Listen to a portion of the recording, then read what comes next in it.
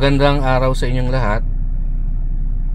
Ngayon, ipapakita ko sa inyo na pwede kayong magpunta online, tapos doon kayo manghingi ng tip ninyo.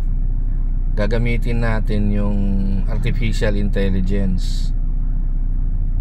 So, imbis na sa YouTube kayo magpupunta para mangalap ng tips, tanungin natin yung, palagay ko naman magkamali man yan, doon na lang sa data na ibibigay ninyo o paano nyo siya tatanungin.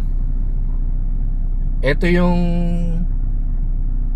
simpleng paraan, o basic lang naman ito para malaman nyo na pwede nang gamitin ng AI para mag-predict ng mananalo. So example lang po ito. Gagawa pa tayo ng mga video para maturuan ko kayo kung paano talaga siya gagamitin in the future. Hindi naman kaila sa inyo na yung mga data na nakukuha ninyo sa aking mga tip, naisali niyan ng aking software na ginawa ko. Ngayon mag-a-analyze tayo gamit ang AI yung nakaraang karera nung Setyembre 27 race 3. Yung mga data na nakikita ninyo, salin yan mula sa resulta ng programa natin locally. So doon ko lang naman kinuha yung mga data niyan, wala nang iba. And then meron silang mga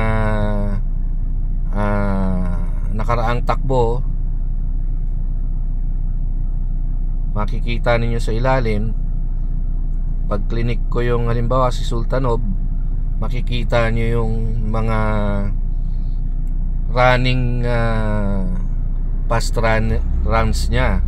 Katulad nung pag bumibili kayo ng programa na index, diba tinitignan ninyo yan.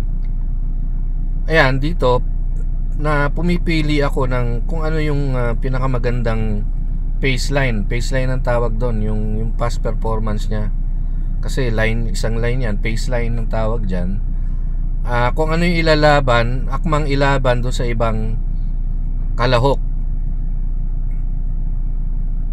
Ang AI, para magbigay ng tamang kasagutan, kailangan maayos din yung prompt ang tawag doon, yung tanong mo. Kaya gumawa na ako ng prompt gamit din ng aking software, kung ano ang data na ibibigay mo sa kanya para makasagot siya ng tama. Ang gagawin nyo lang naman, ito, kopyahin nyo yung template. Yan yung tamang pagtanong na nasubukan ko na nagbibigay siya ng mga magandang mga kasagutan na tumatama naman madalas. Siyempre may magkakamali din yan, hindi naman perfecto yan.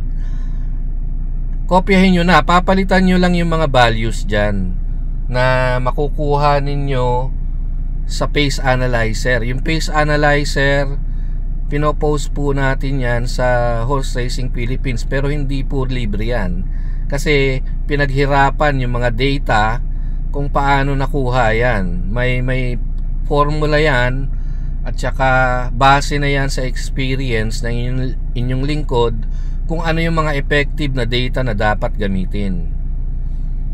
So kokopyahin lang yan, yung data na yan, yun yung gagamitin nating prompt ngayon para magpunta online sa bard.google.com.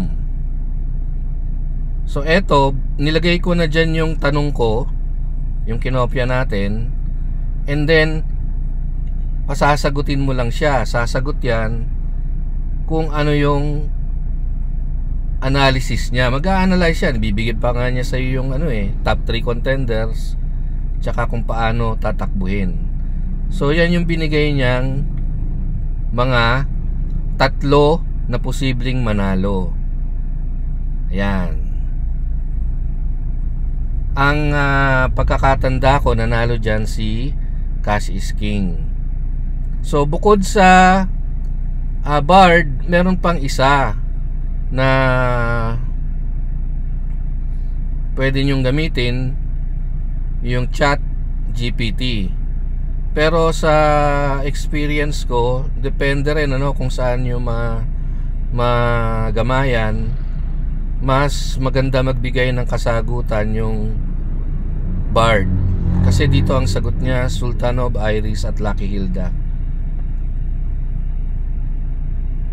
So yan, sana sa darating na mga panahon, sa mga data na ibibigay ng Horse Racing Philippines, magamit ninyo itong AI, kasi mas malaki ang probability ninyo na mananalo sa karera. Maraming salamat po.